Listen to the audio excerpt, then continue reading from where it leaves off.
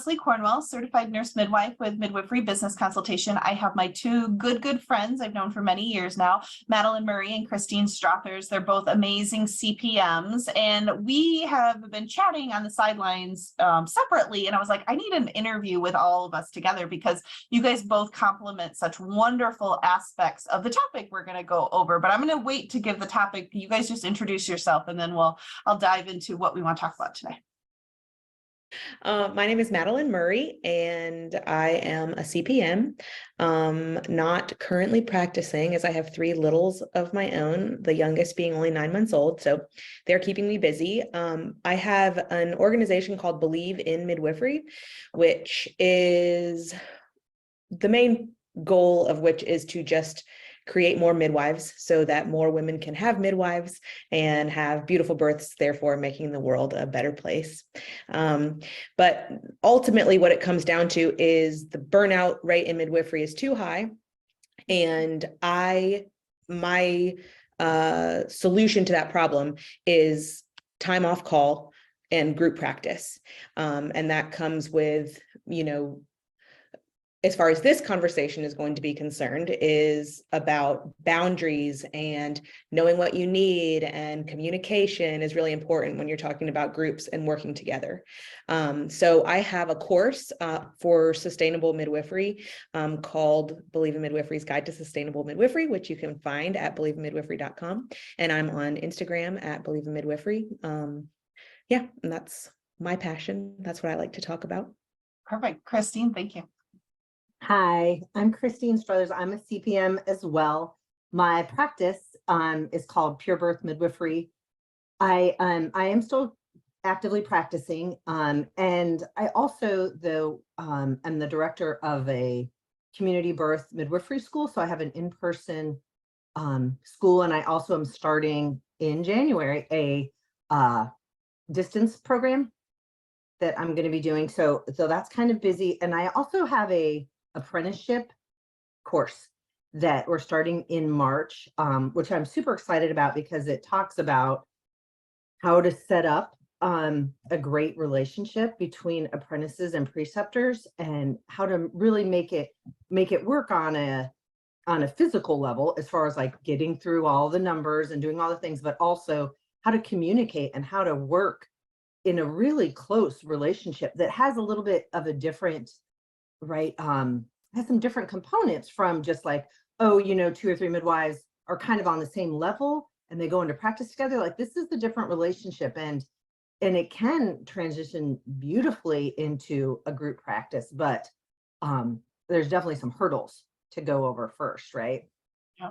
And that dives into, with both of your directions, sustaining midwifery and the training model. The topic I wanted to do was, how do we get that paradigm shift where there's lots and lots of preceptor clinical sites, there's lots of amazing relationships out there. You and I we all rarely hear great preceptor student relationships in the midwifery realm, on the CNM and CPM realm. And how do we change that? Because it's just going to be this vicious cycle. We're eating our young and we're dwindling our opportunities of more midwives because there's a very low success rate of actually completing school. And I think a good chunk of it is the clinical sites. I know, Madeline, you did on one of the conferences, it's actually recorded on YouTube, talking about your clinical experience, talking about that's when you hit your paradigm shift. So I would love for you both to talk about your experiences on both directions, being a student and a preceptor, what you've seen in good and bad in those relationships, and what can we do about it?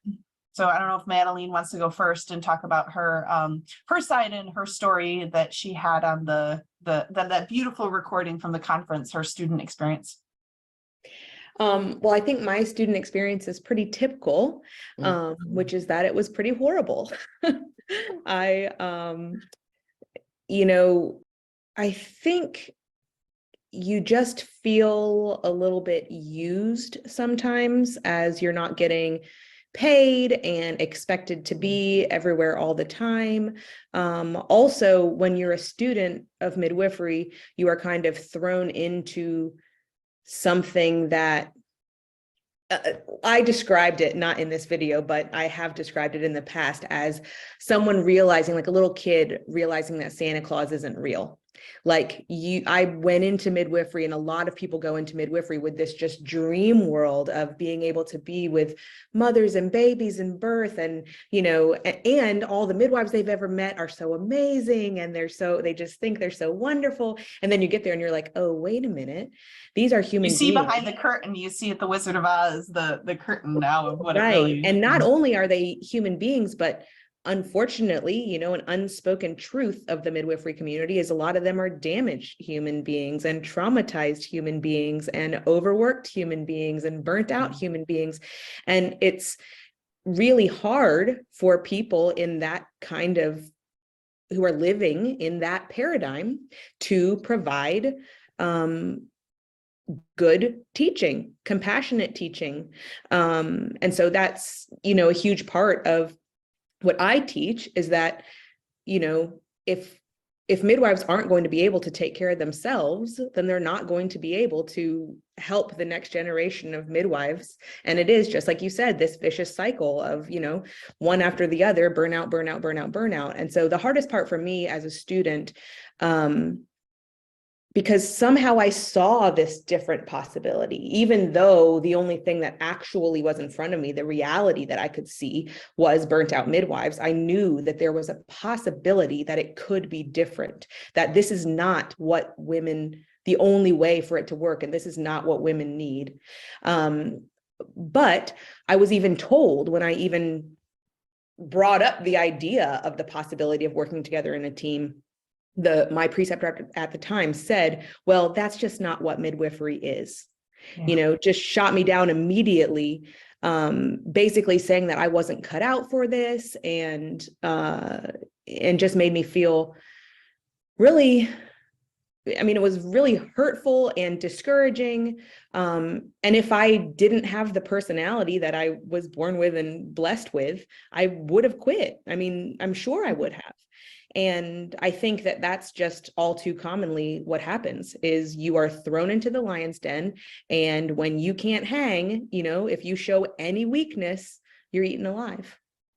I don't know if you'd call it weakness. I think it's just a different perspective of how midwifery can be run. And that's the wild card, is the two models. Like as CNMs, we just are going to big assembly line number places because that's the only place helping students. So then you're just lost through the cracks. You're not really valued. You're the number that's the student here hanging out that night. Like nobody even pays attention to you. You're just checking your numbers. But then you've got the other direction with the CPMs. Like you're usually with a 1, 2, maybe 3 mentors, preceptors. So you're living their life, their paradigm, their thoughts of midwifery, and it's not just training you skills, but their view of how a midwife should practice. Right. And that's what they said. Our job is not just to teach you the clinical skills and to whatever else, but to prepare you for what your life as a midwife is going to be. And so that's the crazy part, is there's not only one way to be a midwife. And I think for the way that the apprenticeship model is so common, especially in home birth midwifery, is that there is one student and one preceptor, and they kind of just become a carbon copy of one another. And so, they do think that they're just training you to become the next them. And that's not what it is, or shouldn't be. Yeah. Well, thanks, Definitely. Christine. Add your perspective of where you're seeing it more on the preceptor side, and you're immense. You didn't even brag about like birth junkies and the 3 other things you're doing. So she's got herself in many different fires, and she's very passionate about the other end of this, the preceptor side and support. Yeah, definitely. So yeah, we have a group locally, and Madeline came and did a conference for us, which was just mind-blowing for me, particularly because I kind of always believed it, but then I kept running into, people that would say kind of the things that you were saying, like, well, when you're a home birth midwife, you're always on call 24/7. You can never, and people almost like brag about like, oh yeah, I haven't been home for Thanksgiving in 6 years. And I had a midwife tell me one time she had not gone on a vacation in 12 years. 12 years. I'm like, that's insane. I feel sorry for you. I want to start crying. Not that like, that's not something to brag about. Well, I know. But it's kind of like, who is the busiest and who, has the most stressful caseload. And then what really just like blew my mind when Madeline said, like, it's like, it's an ego thing. You have to get over it and realize your clients don't need you. They need the midwifery model. And that's what's going to come through. And that's what's going to help them have a good experience. And I feel like I'm saying this every day to these preceptors that are like, well, she needs to come to all my appointments and she needs to do all this and all that. And I'm like, but what if she doesn't want to? Like, what if she doesn't want to live that life? And, we have several, and not even that she doesn't, not even that she doesn't want to, like, she may want to, like, she would probably love to be at all of those things, but she has this, that, and the other responsibility in her life as well, that's also going into this. And that midwifery is not the only thing that people are.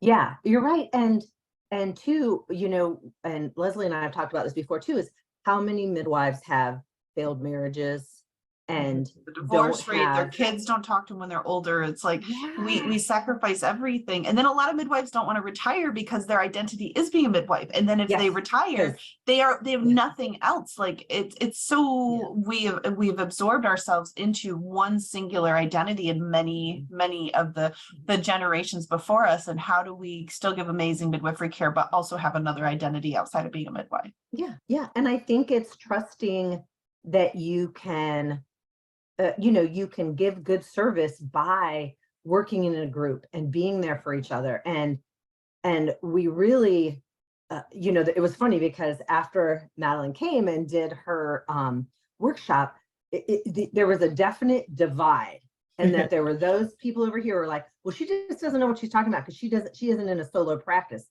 And then the rest of us were like, solo practice is bullshit and never doing that. Like, we need to help each other. And so that kind of evolved into what we have. And I'm actually doing some education stuff with this because, of course, called the birth pool. So it's a group of midwives and a group of birth assistants that we've trained. And we're not like, it's not a rotating call kind of thing, but it is very much like, here are the days you can call me if you need help with a birth, if you need backup for a birth, if you need some other kind of skill that, maybe only a more experienced midwife has. And then here's the birth assistants that you can call, and they all, and they can come as a birth assistant. Some of them can come as an apprentice, if they're in like phase 2 or whatever. And it's been great. It's been so good. And I think the key is, though, everybody has to accept that, like, everybody in this group is a great midwife, and I trust them all to take care of my clients in your own private practice. It's similar to what Deidre DeGrotto has in Kansas with they have the Wichita midwives. They all have their own private practices. We call it like a community co-op, but it's the same concept where, we support each other. I am your primary midwife, but I do vacations. Like, they give clear expectations from the first visit. I also am a mom. I also go to recitals. I also go on vacation. I want you, here's our team of midwives, and we support each other in the backdrop. So it's that best of both worlds. So on the student side, I think it's amazing. Then your students get a variety of preceptors, and they're not held to like, okay, I've got to be available 24/7 because her birth volume is so low. We can get great experience on all directions, but get a good volume to put our foundation. Yeah. And a lot of the students are like, hey, I just want to go to births and, absorb everything I can. But sometimes, like, if it's not my primary preceptor, I might just come as an assistant, just to get the experience.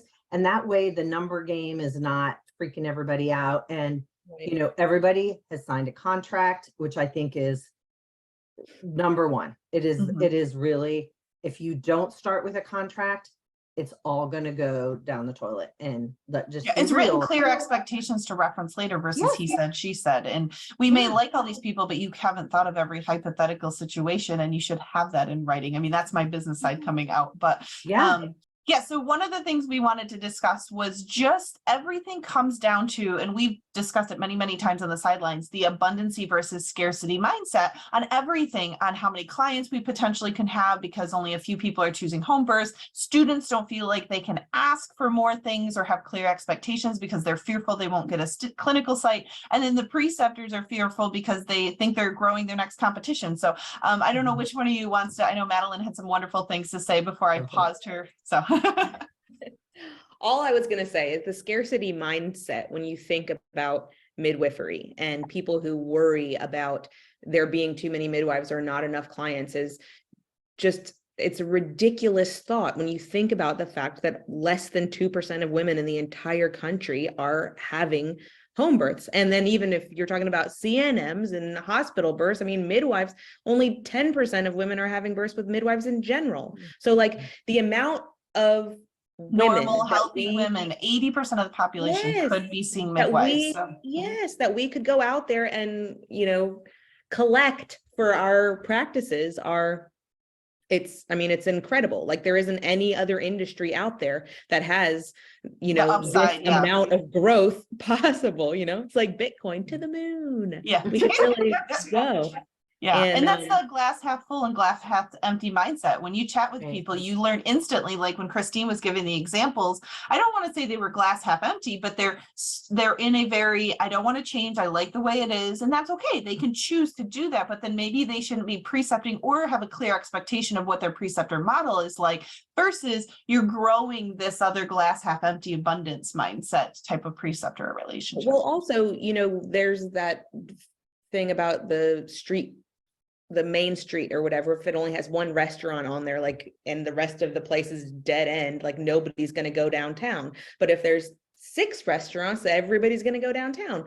Different cultures, different flares, different cuisines. Yeah. Right. And there's something for everyone at that point. And so how many times still to this day do I tell someone I'm a midwife and they say, what is that?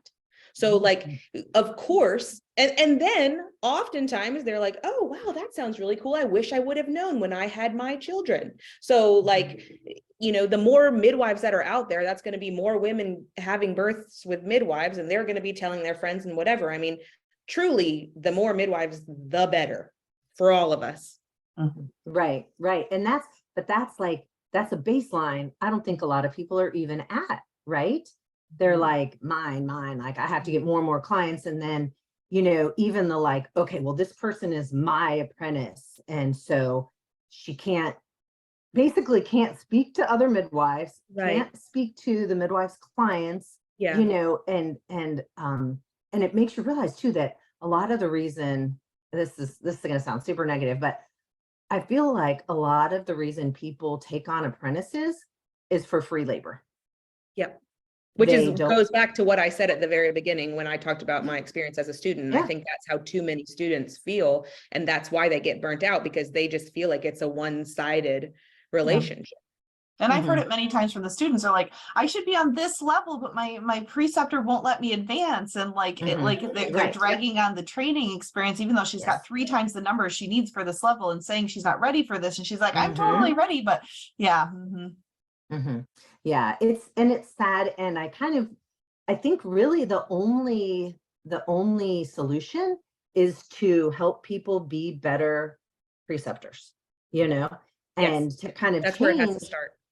Yeah, that's really where it has to start, because, you know, some of these people would be great apprentices if they just knew what to do, right? Yeah, if they had clear boundaries, like Leslie said. Yeah, exactly. I think they want to do the right thing. You know, they want to get trained, they want to go into practice. They're not trying to steal people's clients or any of that garbage. But these preceptors are just coming in with so much baggage, and I'm just like, I don't even know, you know, kind of where to start with them. That's why I made this class, and I was like, listen, this is for apprentices and preceptors to take together, because this is not all on the apprentices by any Yeah, and means. Christine gave me access to it and feedback, and I was really excited because we talked about learning styles. We talked like some students are gonna learning the preceptor's teaching style and learning the student's learning style, and how to come. If you're two different styles, that's okay, but how do we bridge together so you can understand? Because if someone wants to jump in and hands-on, and this teacher wants you to read books for 2 weeks before you do it for the first time, like you're gonna have different style compatibilities. But yeah, Christine's got an amazing preceptor student course to help you grow and to build that relationship and clear expectations. So it's professional and it's not the emotional side so much. Yeah. So Madeline, with your belief in midwifery, I know you had talked, like, even I want to give the positive, like our whole point is not just to be the same where we're complaining, we're seeing the challenges, but what do you see as tangible other things as well we can do to help improve that preceptor mentor relationship? Well, first, I just want to say that I do think it's okay to say the negative parts, because I think there are so many negative parts. And I think that the negative parts are so often just this underlying thing. And, you know, the first step to solving any problem is admitting that you have a problem. And so I think it's okay to mention those things and still 100%. Yeah. I just don't want us to still be chat able for 45 to minutes about all the challenges and everybody's like, where's part 2? Right. Yeah, but to be able to mention them and still also at the same time recognize the good that all of these midwives are doing in the world at the same time. Sure. Because we are good and what we do is good for women, but that doesn't mean that we shouldn't try to get better. So I'm sorry, your question was my question was from Bleed in Midwifery, in your perspective, what you gave. I mean, I got to listen to your wonderful talk, but what were specific examples for the students to advocate to get a better experience? Because I know that's more of your strength side and Christine's more the preceptor side. Well, I mean, ultimately, I think it just does come down to conversation and not being emotional and, you know, recognizing, I mean, students also, if they're going to do what Christine teaches at the same time, need to know their own learning style and what they want and what they're looking for. And if they're going into a preceptorship where that preceptor wants them to be at all of the appointments all the time and on call all the time and whatever, and that this student knows that that's not going to work for her, then she shouldn't go into that preceptorship. So I think ultimately, and there's a lot of this in the course, it comes down to knowing who you are, knowing what you need, knowing what you want. I talk about, you know, the internal compass and, you know, listening to your instincts. And I think just in general in the society today, I think that that's blunted in a really big way for all people. But especially for people who are in the caring professions, people who want to help others, people who are led towards midwifery all tend to already be on this, you know, don't like to say no, the helpers and people who will sacrifice themselves for others and things like that. And it's really important to stand up for yourself. But the only way that you can do that is if you actually know who you are. And so a lot of what I teach in my course is, yeah, what are your personal values? You know, what is your why? Why do you want to get into this in the first place? What do you want to accomplish? Like, what does sustainable midwifery mean to you? Because it's different for all people. You know, I mean, I like to talk about group practices in a specific sort of way for, you know, the way that I did it, but also there's the ways like you're talking about in Kansas, and there are the ways like the birth pool is doing it. So, I mean, anytime I do consults with midwives and they ask me, you know, questions about group practice, and I'm like, well, the thing is, there's as many ways to do this as there are midwives. And so there isn't a one size fits all approach. And that's another way where it's tricky. But at the end of the day, there's a lot of self-awareness that has to happen before we can take any steps towards sustainability. One thing I want to add before I let Christine add her comments is, you hit it home, like when we get our ideal clients and we learn who we are, you're going to be a better midwife, not just in the student role. So many midwives don't even know, they just want to accept everybody because it's that scarcity mindset. And well, I just need this client because I need X amount of people this month and not many people signed up, versus they're doing good marketing campaigns and they really know their clients and it's a ripple effect. They're wondering why they're getting more calls. They're wondering why they're getting more complaints. They're wondering why they have more liability concerns and they're just not happy, because it's that ripple effect. They didn't learn what type of midwife they want to be. They're trying to be the midwife they think they should be to be busy and successful in whatever definition that's supposed to be. So you hit home. If you can teach them as students right from the beginning, as soon as they're finding clinical sites, you know who you are, you know how you want to practice. And me being the business person, like business planning and community analysis and finding your ideal client, like you can have as many of your beautiful, perfect people if you have the right marketing campaigns. It's not that there's only 2% out there. There's the other 78% that we can pull from if you have the right tools in place. So Christine, if you want to. Yeah, no, I think kind of extending what Madeline was talking about too, to really look at our relationships with other midwives, and especially in our community, right? And are we looking at this as competition, right? Like, oh, I want to get all these type of clients or whatever. Or are you looking at it as like, boy, I trust these women, I trust them, I want to cooperate with them, like we give better services and we're happier. Everybody's happier if we can be in a good, positive relationship. And you know, coming from a nursing background, Leslie, I know you feel this too. We all know nurses eat their young, and I don't think midwives are any different. But I think we have to break that cycle and really be like, no, we have to be here for each other because everyone else is giving us terrible problems. You know, like who are we going to depend on, right? The medical board, come on, you know, we have to take care of each other. And that, I think, just, it opens up a lot. And right. And then you can go do things like, you know, really put information out there about home birth and midwifery in general. And maybe not even just promoting yourself or your practice, but being like, midwives are amazing. All the midwives that I know are amazing. Like, if you can really say that, like that's kind of liberating. And that is really helping women in a way that, you know, me doesn't help. Yeah, because ultimately what we forget is that, you know, the whole point is that we're supposed to be helping women and empowering women and letting women be autonomous and make choices about their own birth. And when you act as if you're the only one who can do whatever for this woman, then that gets into the woman's head too. Like that she thinks that that's the only way that midwifery is supposed to be, instead of, if she has the opportunity to learn from or talk to a number of different midwives, then she's like, oh, so I don't have to do it that way. I can do it this way. And that feels better to me, you know? And so, and then the other thing is that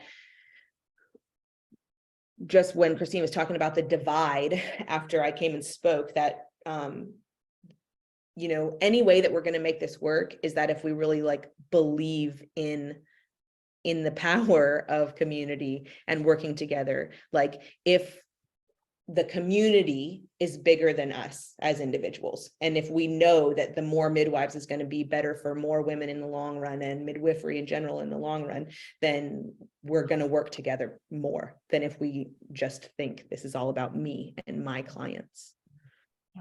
And I think that translates into apprenticeship too, because, you know, if the midwives are saying, oh, we have these great students, they're wonderful, they're smart, they're going to be amazing midwives, and they're going to be helping us, they're part of our team. And Vicki Penwell has spoken so eloquently about that. And that really made an impression on me, and how you present students to clients, right? Because, you know, sometimes midwives are like, well, you know, you can say no, you don't want a student, you know, I get it. And what kind of setup is that? Who wants to be, oh, I'm a student, please let me. We love our students. We need to train more. I'm busy as can be. You don't want your friends to be on my waiting list. Like, it's all how you approach it. 100%. Exactly. Yeah. So I guess I would love to just have for both of you a summary of any tangible tips you want to give to either you can choose what are the other preceptors, students, like what can they start doing tomorrow? What can they do to start improving this? They're not going to go from this version to this version overnight, but how can they start making baby steps? What are things they can do? You guys both have as pearls of wisdom. I'll let you Madeline, go start. first. Oh, I guess, we have to just say, stop complaining and start doing. And that means have the hard conversation. If there's something that your preceptor is doing that you don't like, then you need to talk to them about it. If there's something that your student is doing that you don't like, then you need to talk to them about it. When I talk to midwives who are starting group practices, I always talk about having a specific scheduled time to discuss grievances. So I think that that's one really important thing that all people could put into place is, maybe just a lunch meeting or even just coffee one time a month where it's on the calendar so that if there's something that's coming up that you have to talk about. And obviously you don't have to have a problem, but it just sort of takes the edge off if you know that there's going to be a time dedicated to discussing it. And I think that you need to have those planned regularly, once a month or once a quarter or whatever. And that would be for preceptors and students. I mean, preceptors and students and midwives working together or students working together, or whatever, any of these It becomes relationships. the norm versus now we're only getting together when there's a problem and then it escalates. Right. Usually you can solve little kindling problems versus now Or we're they just become trying to big meet when fights. it's a full flare burn. Yeah, exactly. Yeah. And I would definitely add to that, like kind of add on to that, that it's important for preceptors to have mentors, right?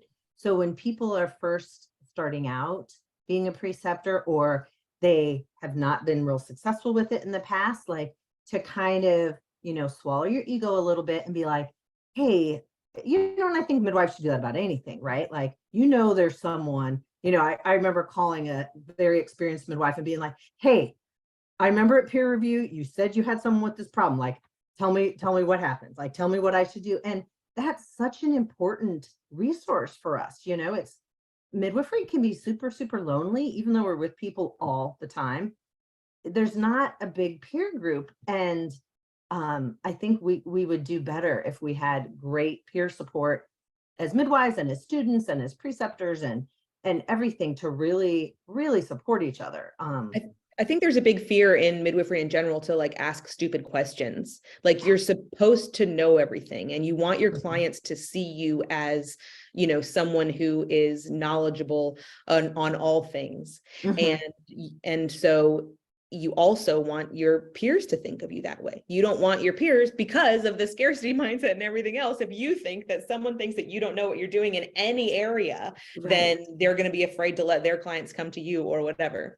And so I do think that being able to ask questions and ask for advice and have mentors is a big deal. I mean, when you were just talking, Christine, I was just thinking about myself as a mother. I've been a mother now for 4.5 years. And so I know a thing or two. And so, people who have babies can call me and ask me questions, but, I don't know what to do when my almost 5-year-old starts doing whatever he's doing. And so I have moms who have been moms for longer than me, who have older children that have gone through these things that I call and ask. And, precepting, is not the same as midwifery. So you can be an amazing midwife and then all of a sudden try to be training students and feel completely unprepared. And so it's totally okay to learn and to ask questions and to do something wrong. And then I'll also add to that, relating back to motherhood, if you make a mistake, you can change it. You can apologize, you can go back and you can do it differently the next time. And if you have open, honest communication with your student, then you can say, you know what, I didn't handle that well. I wish I would have done it differently. I'm going to do it differently in the next time that situation arises or whatever. So yeah, I mean, a lot of it does come down to ego and letting that go so that we can all work towards the greater movement here. Yeah. Perfect. Well, I think that is a great one to end on. I love you both greatly. You guys are amazing resources to midwives, and we need more of just the inspiration and seeing it. Like, I consider us kind of midwifing the midwives. Like, you need to have someone looking at the systems as a whole on the outside, because otherwise they're just so busy doing their day-to-day thing. And you, all of us, and that's where I gravitate so much to you guys, is we all have very big visions of making better access to midwifery, and we all did it from our own unique perspectives and passions and expertise. So thank you, ladies, for all the wonderful work you're doing. Thanks for having us. Thanks, Leslie. Have a Appreciate good day. it. Thanks, Madeline. Yeah, you too.